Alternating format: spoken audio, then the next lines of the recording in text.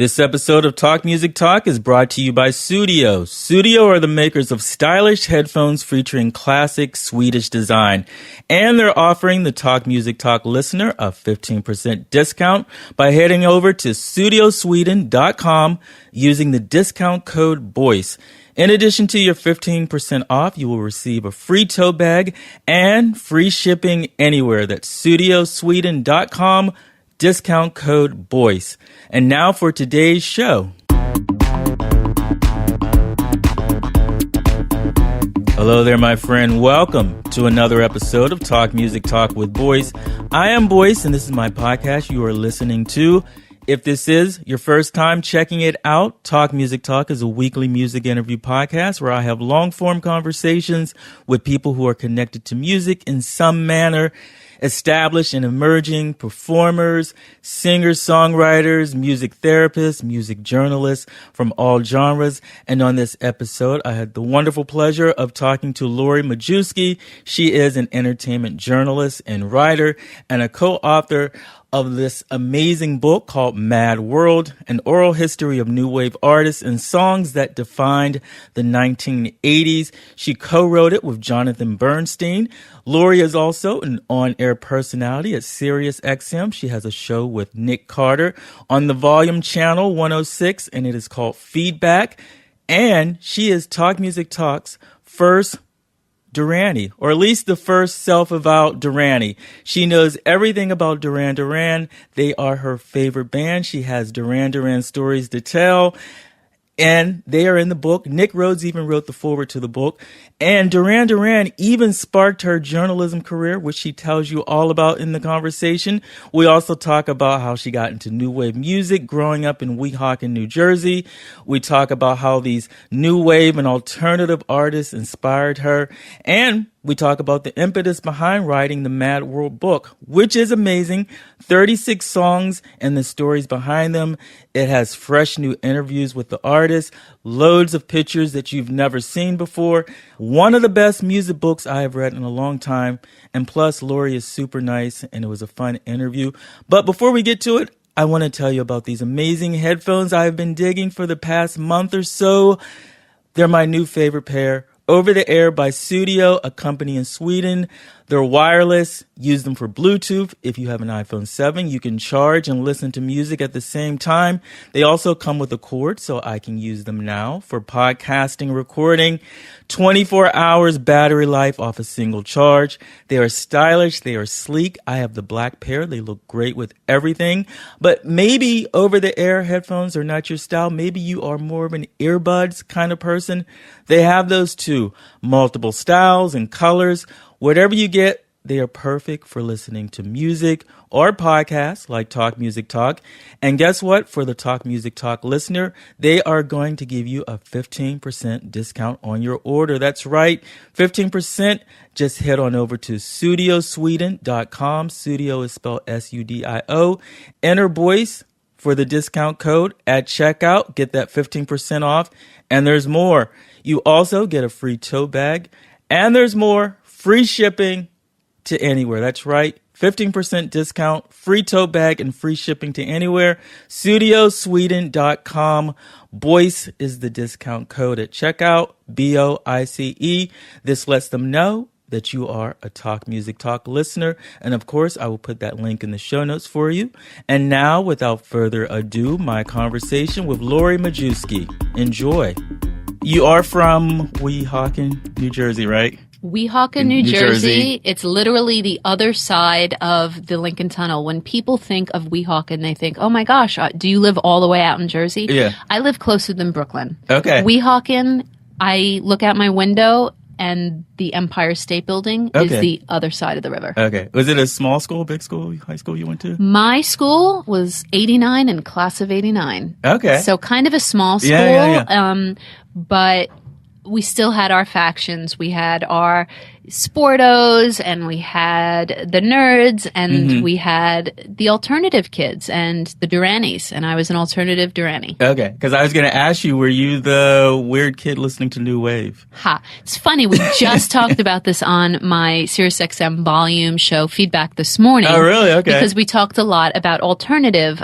We basically had this hypothesis that 1987 was a pivotal year, the most important year in new wave, and it's in alternative, and it's because new wave, baby new wave, weird, wonderful new wave, then turned into a big business. Yes. Suddenly you had bands like Depeche Mode and The Cure playing arenas, and by the end of the decade, stadiums. Yes. So and I was in high school during that point. I was in 1987. I was a sophomore in high school, and I met Duran Duran for the first time, spoke to them. I'd seen them in person before, but it was the first time I spoke to them. In fact, next week will be the 30th anniversary of my favorite Duran Duran concert ever at the Beacon Theater.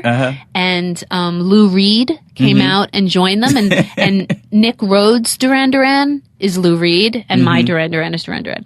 So Nile Rodgers from Chic came out. Really? Yes. And it was a big year. I mean, the Joshua Tree came out. Yeah. So soon after meeting Duran Duran at their hotel, I used to do this tour of hotels. I'd get out of school. I'd go straight to Duran Duran's hotel or recording studio. And then from there, once they came out, I'd go to U2's. A few blocks away, I'd walk to U2's hotel. And then I remember walking from there to see the Pet Shop Boys at Rockefeller Center. They were doing like a television show, I think live at 5 on Channel 4. So basically, even though I had been a cheerleader before that, now I was skipping cheering practices to see all of this, so I could go see my favorite bands. How'd you get into alternative new wave? You know, it's interesting. I really loved Air Supply and Warren Zevon. My father played a lot of country radio. There was a country radio station in New York back then. And I loved Top 40. And this is like when I'm like 8, 9, 10. Gloria Gaynor, I Will Survive, my first 45 I ever bought with my own money. And then I got into Rick Springfield, and I loved him on General Hospital. And it was around that time that I was channel surfing. I had just gotten this new cable TV thing, and I saw this weird guy swimming across the screen, and I said, I was on the phone with my girlfriend. I was 10 years old. I said, Maria, turn on channel 24. There's this weird guy singing and swimming across the screen. And it was David Byrne from Talking Heads. And I discovered MTV. And while I loved Rick Springfield, he was on regular radio, and he was on MTV too. Jesse's Girl was a big video. I was introduced to what I consider to be aliens. Gary Newman was an alien. Cars, his song Cars, what was that about? Like, it was so weird. And Talking Heads were aliens. And then Duran Duran and Planet Earth were aliens. I just was like, this is different than the music my parents listened to. This is different than the disco I grew up on. This is different than the country music I was listening to, or the very middle of the road. I love Olivia Newton-John, but there was nothing frightening about it. I was frightened by Devo. I was frightened by, Gary Newman. They scared the hell out of me. Am I allowed to curse on this podcast? Yes, absolutely. Okay. So were there a lot of people listening to the music? Was it just you in high school? So that's when I'm in grade school. And I definitely was one of the few. Not everyone had MTV, right? So I was one of the few people who really knew this music, me and my friend Maria and I. And I remember going to school and people wearing Bruce Springsteen t-shirts. Eventually they were wearing Bon Jovi t-shirts. And me, I liked all this stuff. I liked Duran Duran. I even remember Culture Club, and I was just like, this guy's weird, but I loved him, and what an incredible voice he had, Boy George. By the time I get to high school, I was liking, I remember people not even knowing what U2 was. And I was like, how do you not know what U2 is? Depeche Mode, people were like, what? The Cure, anything with makeup on, people found to be extremely odd. Anything where there were men with makeup, I instantly gravitated to, and especially if they had an English accent. Yeah. So how did you, was Duran Duran from seeing on MTV? Yes. Okay. That's your favorite. They are my everything. And I saw Duran Duran when they were playing Planet Earth on MTV, and they were still in their new romantic phase, and I wasn't really recognizing them yet as Duran Duran. It wasn't until I saw the Hungry Like the Wolf video, when I saw John Taylor. Oh my God. Simon Le Bon was hot too, the singer, but when John Taylor with no shirt on, and he's wearing a red blazer, and he's wearing like a bandana, and he shakes his head no. And I remember this minute as if, I don't remember what I wore yesterday. Yeah. I don't remember what I did last week. You know, you asked me what I ate for breakfast. I don't remember again. But I do really, really, really remember the first time I saw John Taylor shake his head no in the Hungry Like the Wolf video. And it was seared into my memory. And I tell people this all the time. And I say this in Mad World, in my book. I didn't choose Duran Duran. Duran Duran chose me. At that moment, I was possessed. It was, I keep using the word aliens. Aliens had landed and taken over my brain. It was invasion of the body snatchers, and Duran Duran was doing the deed. Yeah. And for me, I know I was attracted to the alien part. They're different because I felt that way. Did you feel that way? You mean like feeling different? Yes. Yeah.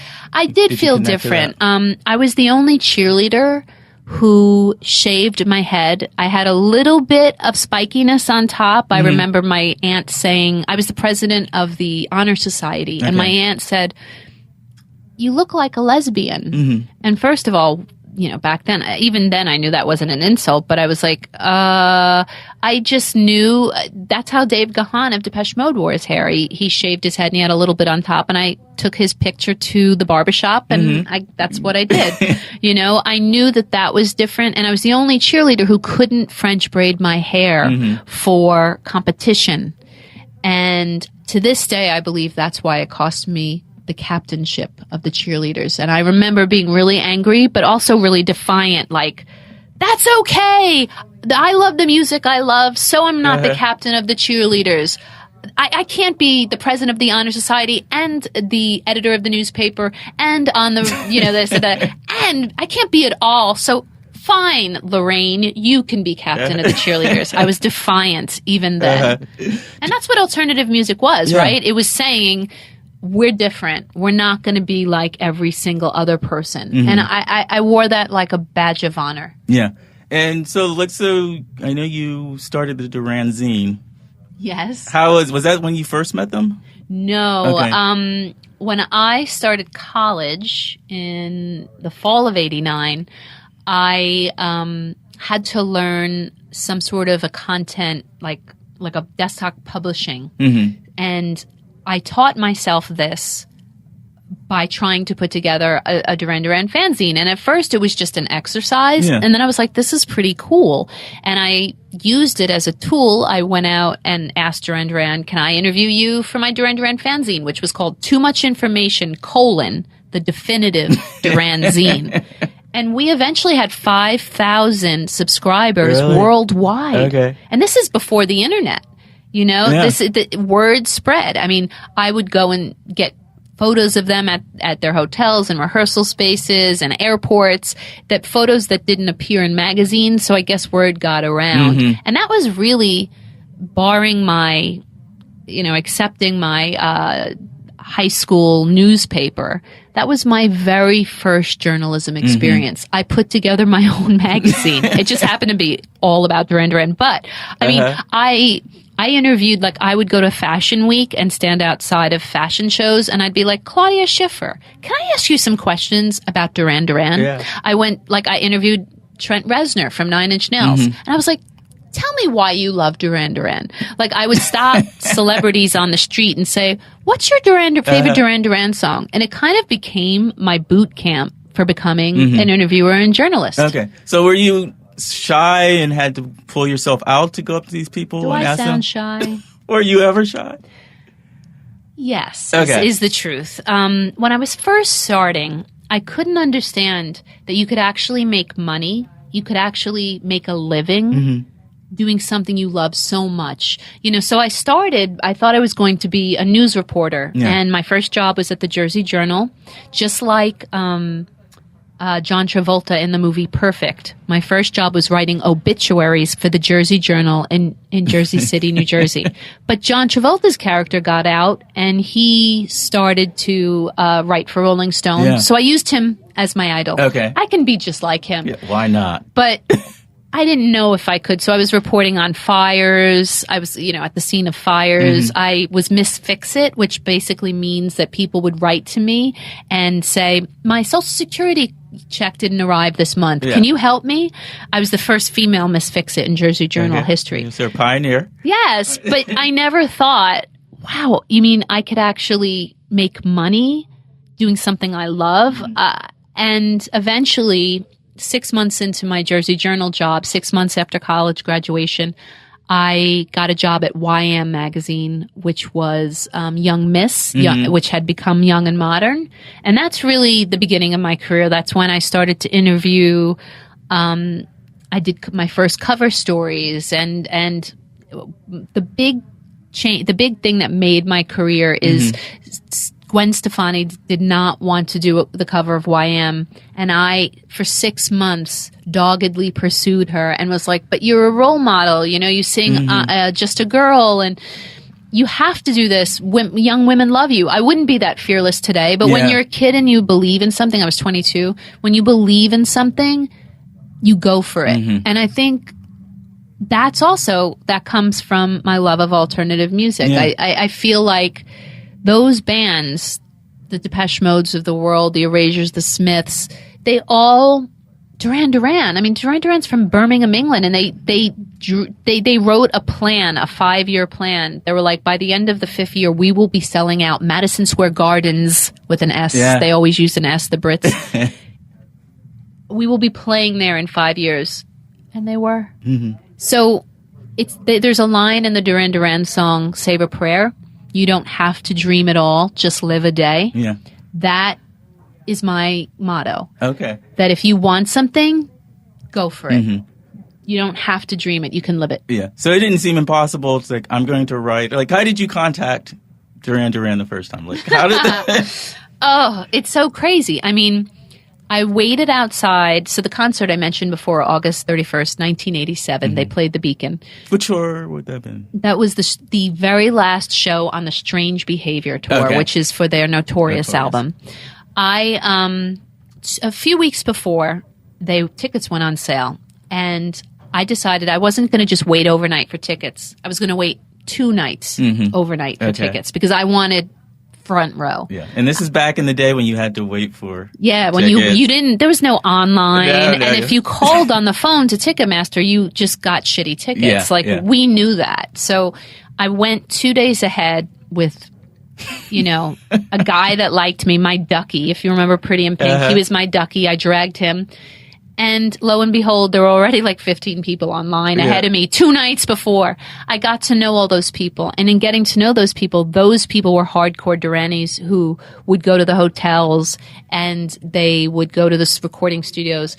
And 2 weeks later, they called me and they were like, Lori, are you coming to the hotel? And I'm like, yeah. And they're like, okay. Well, they're at the Park Meridian. I'm like, that's great. And from there, I learned everything, which recording studio they would be at. I would know when they were, you would ask the driver, when are they going, what? I would figure out back before 9/11, you can call up the airlines and go, hi, can you tell me what, my husband's coming. His name is Simon Laban. Can you tell me what flight he's on? Because I can't see, because we didn't have email. We couldn't, I'd be like, I have to pick him up at the airport. What time he'll be there? And bam, then I'd be at the airport waiting for Simon Laban. So it also helps you become an investigative reporter. And that came in handy when I was at Us Weekly later on. So when you first met them, were you terrified? Did you meet all 5 of them at once, or? I met Simon and John first. Sorry, Simon and Nik first. And the first thing I ever said to Simon Le Bon was, I love your leather jacket. As a vegan, I would never say that today. Yeah. But back then, I said that. And you know what? He lost that leather jacket like soon after that. I remember that. And he said, thank you. There were like 50 women around, by the way, young girls around. And I managed to say, I love your leather jacket. And he said, thank you. And I asked Nick Rhodes for a photo, and he took a photo with me. And a few weeks later, I met my favorite, which is John Taylor, at their recording studio. And I remember that the door opened, John Taylor walked out, and my entire body just like went up in flames. Like I had like goose pimples everywhere. And there's a photo of me standing next to him, gazing up at him, my first time I ever met him, and I'm crying. And then when he walked away, I threw up on the sidewalk. Oh, right.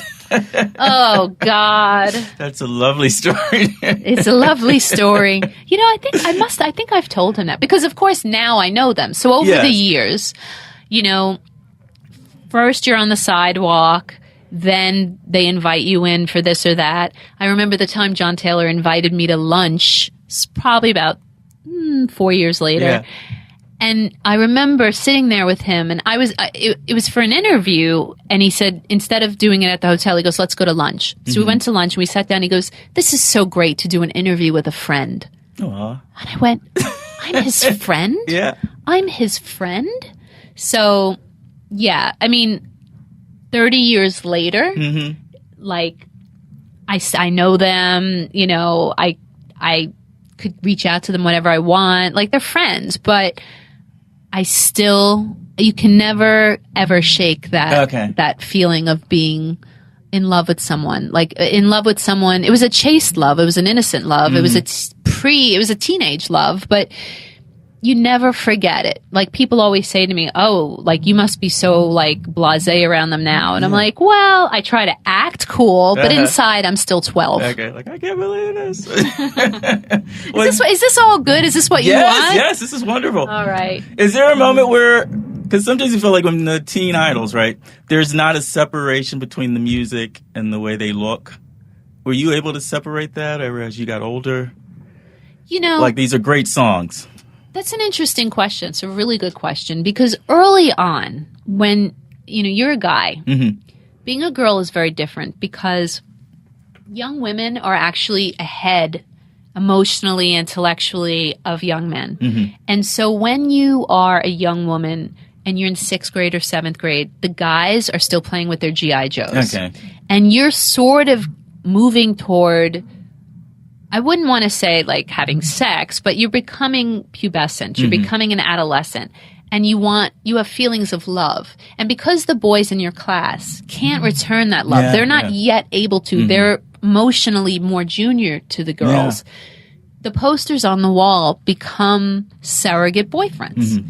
And so at first, it is about whether if you love the Backstreet Boys or you love Duran Duran. At first, it's, you know, about the romance. It's about the ballads. It's about how you imagine they love you back. But after a while, it really becomes about the music first and foremost. Yeah. I love these guys. They're still good looking. But to me, Duran Duran helped me understand that David Bowie is the beginning and ending of all things alternative music. He is the godfather. He is the reason Duran Duran exists. He's the reason Lady Gaga exists. You can draw that line. Yeah. You know, Duran Duran taught me that Nile Rodgers and Bernard Edwards is probably the greatest rhythm section of all time. I mean, Tony Thompson and Bernard Edwards, Nile Rodgers being one of the greatest songwriters and guitarists of all time. You know, John Taylor, Nick Rhodes, the way he loved Lou Reed and the way Lou Reed was a poet to him. I see that now. Brian Ferry, you know, embodiment of everything that is debonair and special about music. To me, it wasn't good enough for a guy to just have a good song. If, you know, a lot of times singer-songwriters wear a white t-shirt and jeans and they kind of want to look like everyone else. My rock stars, the people in Mad World, my book, they were their own creations. They wouldn't be caught dead in a white t-shirt and jeans. That's not to me. So I think image is very important because, as Bowie taught us, sound plus vision equals pop star. But I'm very fortunate in that the band that I chose not only happened to be good looking, but they're incredible musicians, and they get better every year. I've seen Duran Duran over 20 times in concert in the last 12 months. And they are incredible musicians, and they get better every time. Better songwriters, more proficient at their instruments. They're fantastic. Were you into Bowie because of them, or were you familiar with Bowie before that? You know, Bowie, I remember the Let's Dance album, and I certainly remember the end, like DJ, but it wasn't until Duran Duran started talking about them, talking about their idols. They talked about this band In Excess, which I thought was called Inks when I read it, and I wanted to get into them. So yes, I got into Bowie retroactively in the early 80s because of Duran Duran. However, I now see him, he's in a class by himself. I saw somebody the other day wearing a t-shirt. It said, it was like the Peanuts. And Charlie Brown had his head like held, like hung low, like he was really sad. And his thought bubble said, I still miss Bowie. Yes, same here. I cried that night. I cried. Well, I didn't find out till the next morning. And when I found out, the journalist kicks in, and I'm like, I have to do a story. I have to write about this. There's something. And the other side of me is like mourning. So I actually, within an hour of waking up and finding out that David Bowie had died, I had Nile Rodgers on the phone, and we spoke for about 45 minutes. And the two of us were working through our emotions together. And I will always treasure that interview because he was so real. He hadn't had a chance yet to come up with a line or a patented story. He was working through he was mourning with me live, you know? It was a beautiful interview, a beautiful experience. Is that what you like about journalism? To be able to help people express those emotions and connect? Yeah, I love telling stories. And, you know, as I talked to Niall that day, I was sitting below. I have a huge David Bowie print from Mick Rock above my desk. And I'm like staring up at him, and I'm like, he's gone. And I'm listening to Niall tell stories, and Niall telling stories about going to a club with Billy Idol. And when they walked in, Billy Idol said, there he is. He's Bowie. Bowie's here. and Nile Rodgers made a beeline for him. And it turned out, according to Niall, that David Bowie had sought Niall out at this club because he wanted to work with him. And to hear those stories, I love when people tell stories because I love the stories behind the songs, the stories behind the collaborations. What human beings, what are we without the stories? I hate when I say when people talk in platitudes and numbers, and no, I want to know the emotion. You know? And I don't want to just hear about the emotion. I want you to show it to me illustratively via stories. That's what I love interviewing more than anything else. And I don't talk this much in the interview. I talk as much as you do in the interview. This is you've turned tables on me. Yes. So for the book, which is what you do, it's the stories behind the songs. How did the book come about? So my best friend Jonathan Bernstein, who's 10 years older than me, he was a senior writer at Spin Magazine. Early 90s, very early 90s. I want to say maybe 91 or 92. And I was an intern. And everyone there loved grunge. And the two of us just thought grunge was dirty, druggy, and we loved new wave. I heard him, Jonathan, in the hallway talking about ABC's Lexicon of Love, which at this point is almost 10 years old when I meet him. And he's saying it's his favorite album of all time. And I'm like, I need to meet that guy. So we became best friends. And then we always wanted to do something. He went on, he's a screenwriter. He has a big movie coming out next year. He's made a bunch of movies along the way. He's written a ton of books. I became a magazine editor. So we just didn't have the time, but we always wanted to do something together. And at some point, in 2012 or 13, we had read an interview with Gary Kemp about the song True by Spandau Ballet. And he said that he stole lines straight from Lolita, the Nabokov classic, as lyrics. And not only that, but that it was inspired by this pixie-esque singer, Claire Grogan from the Altered Images. Okay. And I said, Jonathan, I never knew this about True. And he said, we should do a book where we reveal all sorts of fun tidbits about that. Yeah. So that's what we did, you know. And at first we started with like this general 80s thing, and I interviewed the guy who wrote Sister Christian from Night Ranger. And I said, you know, if we're going to do a book, it should really be about new wave. Yeah. Because that is, you know, you want to be niche. You don't want to go for something that's so wide-ranging. And I felt at that point that new wave was underappreciated. There were so many books about grunge and punk and, you know, even freaking hair metal. Yeah. And yet new wave was underappreciated. And one of the proudest things, my proudest feelings about the book is that we helped to bring credibility. You know, Thompson Twins hadn't played together in 30 years, and people had tended to forget about them, although they were at the time a very big band. You know, all these groups, Psychedelic Furs. You know, I didn't feel like they were getting the credit they deserved, and I was really thrilled to be able to interview all of these artists. I mean, Morrissey. To get him to contribute to this book was just mind-blowing. Yeah. Johnny Marr from the Smiths, you know? And even within the story of New Wave, there were different factions, you know? There's the post-punk folks like Adam Ant that came from punk and wanted to be pop stars. There's the unabashed pop stars like the Duran Durans and the Culture Clubs. And then there are bands like the Smiths that felt like we want to be the anti-Duran Duran. Yeah.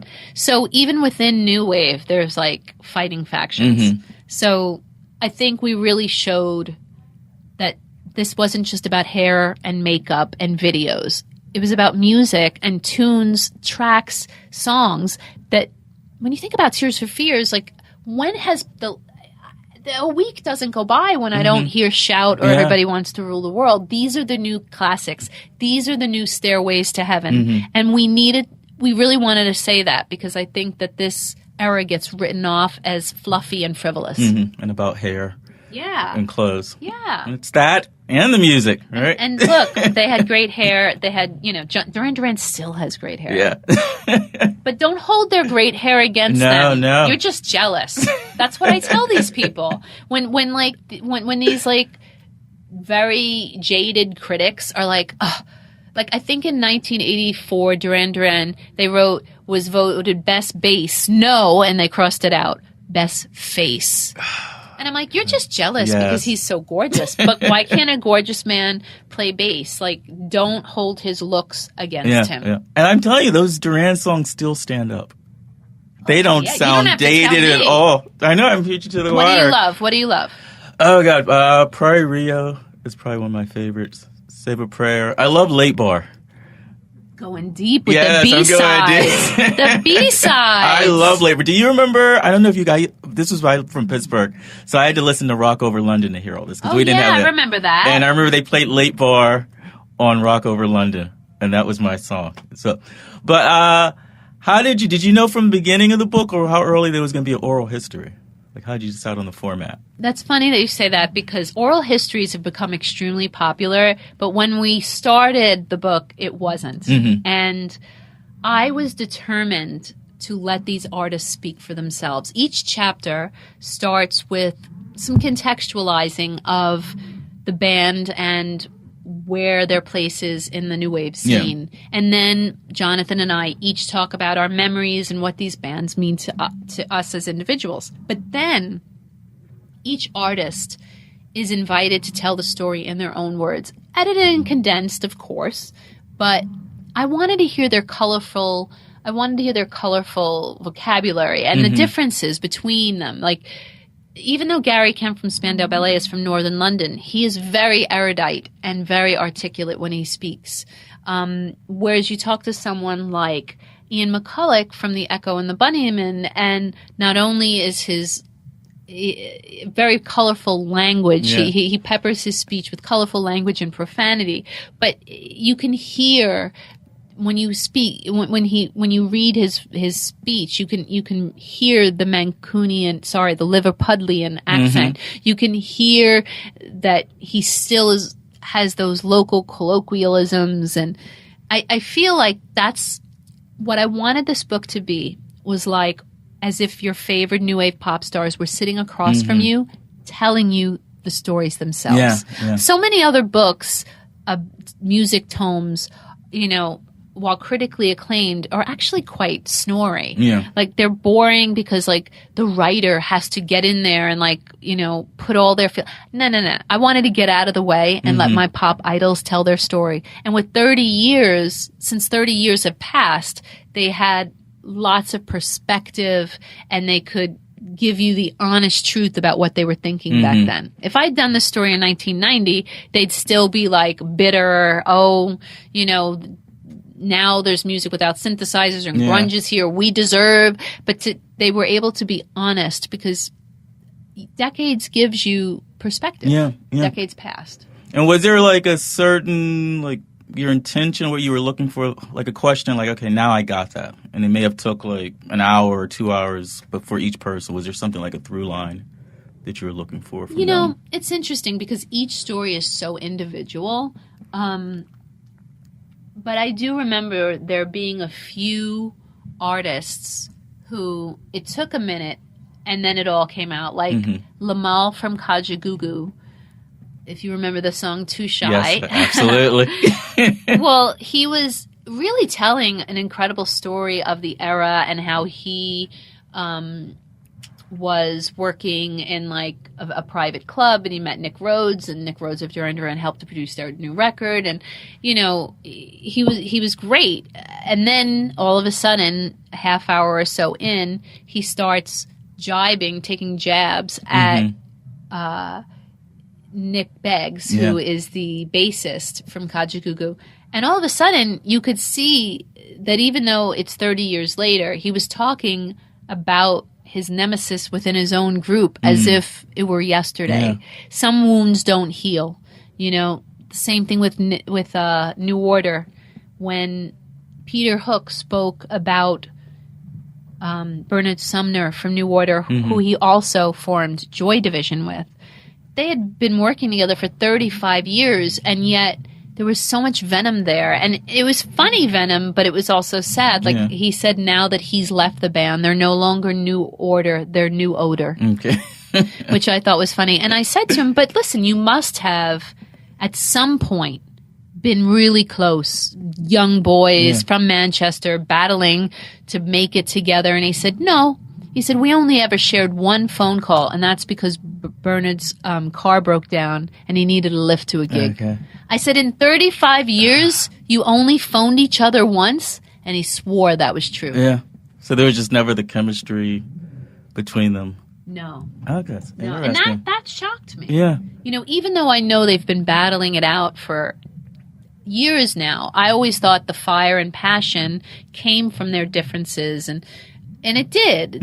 Their music is in effect, the result of the acrimony within their group. However, they also hated each other personally. Yeah. Okay. And that really came through. Yes. Was there a lot of bitterness for people like me? They only had one hit. Like Aha, for instance.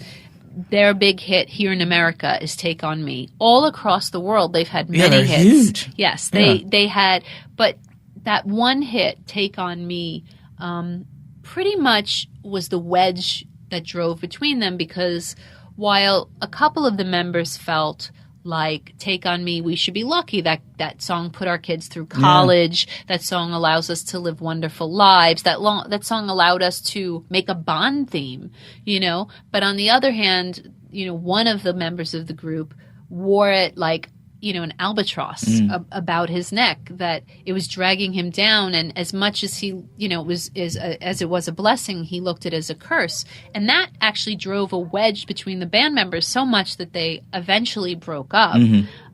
They've since reunited, but during the interview, I remember that the one member was saying to me, Mags was saying to me, it's going to take a lot for us to get back together again. There was so much pain. So it's interesting that these chapters are about the journey to making your most successful song. But then how does that song change your life? Mm-hmm. Are you grateful for it? Does it drag you down? Do you become a one-hit wonder? We interviewed Modern English. Yeah. And they know that you're waiting the entire set for their one hit, which is I'll Melt With You. Mm-hmm. And they said they don't mind. Okay. They're proud of that song. They're proud of that song. And that song stands to me like a testament to the time. I mean, we were living during the Cold War, and I'm just dancing to, Modern English, I'll Melt With You. And he says, well, that song is about the Cold War. It's about making love to someone when a nuclear bomb is heading for your house. Okay. So it's literal. Don't think that new wave is frivolous. Never think that new wave is frivolous. It's ironic and everything else. So for the, what was the long list? There's 36 songs in the book. What was the long list? Oh boy. We want to do a Mad World Part 2. Okay. And there are certain people in there that we did not get to, mm-hmm. such as The Cure, Susie and the Banshees, the Eurythmics. I've already interviewed Annie Lennox mm-hmm. for part 2. We really want to do this, and that's why certain songs are missing. Because the thing is, I could do Mad World 1, 2, 3, 4, 5, 6. Yeah. The beauty of this era is there are so many songs, mm-hmm. so many songs that make up the soundtrack to our lives. Always Something There to Remind Me by Naked Eyes. I love that song. Yeah. I love that song so much. Naked Eyes in general, Promises. Mickey by Tony Basil. I really wanted her to be in here, and we did interview her, but it wasn't very coherent. We interviewed Steve Strange because we wanted to include Visage. And we did include Ultravox, and Midjour spoke about Visage in our interview for Ultravox. But I spoke to Steve Strange twice, and he wasn't very coherent. He kept saying, tomorrow I'll be better, tomorrow I'll be better. And then he died not long after our book came out. So it shows you he wasn't really in a good way. I wanted to talk to Alphaville. I wanted to find Marion Gold and talk about Forever Young, which I think is one of my favorite songs from the era. And he's German, and I scoured the internet for contact. I didn't find him. And just a few weeks ago, I saw Alphaville for the very first time. Okay. Marion Gold played his first show in New York City ever. Really? That was her first? A few weeks ago. So no wonder why I couldn't find him. Yeah. So I'm hoping with the success of this book, if and when we do another, we'll be able to find those people. Okay. I will definitely want a second volume. You do? Yes. People ask me every day, what songs would you like to see in a second volume? What are some of your favorite new wave songs? I think I would like to see Voices Carry. Oh, God, I love Voices Carry. In fact, I just spoke with Amy Mann maybe about 4 or 5 months ago, and I asked her if that song has changed now. Because when I was a young girl, I loved that song because it really represented for me that a girl should not be silenced. And she said, look, when I wrote that song, it was a dopey little love song. Yeah. But now I hear this from people like you and everything that we're going through with the election, the presidential election, and the Women's March. Voices Carry has taken on a new meaning. Yeah. So I'd love to have that in that chapter. And what's his name? The drummer, Michael, he's her manager now. The drummer till Tuesday. Oh, I forget his last name. I don't know. I ran into him in the street years ago, and I'm like, that is one of my all-time favorite albums. He's like, oh, God, no. Wow, the fact that you recognized him is I don't think anyone recognized. And he didn't, he saw it as the curse. Yes. But I think Till Tuesday has so many great albums. I love their last album from beginning to end. It's called Everything's Different Now, and it really documents Amy Mann's breakup from Jules Shear. Yeah. And it's heartbreaking. It's not your little poppy thing. And I think that's the bridge that takes Amy Mann from new wave Till Tuesday to the singer-songwriter she's become. Yeah. And The book is wonderful. The pictures, to talk about the pictures, is not the pictures you see in every book. I'm glad you noticed that. Yes. Like, even if it's the same photo shoot, you're like, no, they're posed different. I tried really hard to pick photos that I hadn't seen a million times. There are a couple, like there's a picture of Duran Duran that's on the cover, and that's iconic. Mm-hmm. It's them in their like new romantic black leather gear. But I think that's because my publisher wanted you to notice right away and recognize, oh, that's Duran Duran. But inside, I really wanted to choose some photos that you'd never seen before. And John Taylor from Duran Duran gave me a few photos of his own, from his own personal collection. Peter Hook from New Order gave me a photo of him and Bernard Sumner from when they were very young. And dare I say, they don't look like they hate each other. Okay. That was kind of cool. You'd never know. I think it was Kim Wilde gave us a bunch of photos as well. So we were really lucky that some of these artists gave us some really cool shots. So and that's another thing. I think serious music books don't often have photos, but how could you do a story, a book on the most colorful time in music history and not have images? Yes. I felt like, you know what? Okay, so maybe we don't look like a serious book, but we look like a new wave book. And that's what we want to look like. Yes. But it is a serious book. Yes, it's sad. There's some sad stories. There's some happy stories. There's some laugh out loud stories. There's a lot of, it's basically 40 short stories. Yeah. Well, kudos to you and Jonathan. It's a wonderful book. Thank you. Sure. And did I leave anything out you want to add? Well, I'm working on a 90s book now. Oh, great. About about how pop survived. So it's not about grunge. There's enough books on that dirty subject. Now, I actually like grunge a lot, but I feel like it's overdone in terms of the coverage. This is about how pop survived. We thought we'd never hear a pop song again. We thought we'd never hear a synthesizer again on a record. And that's what I'm working on right now. Okay, great. And best place for people to check you out online?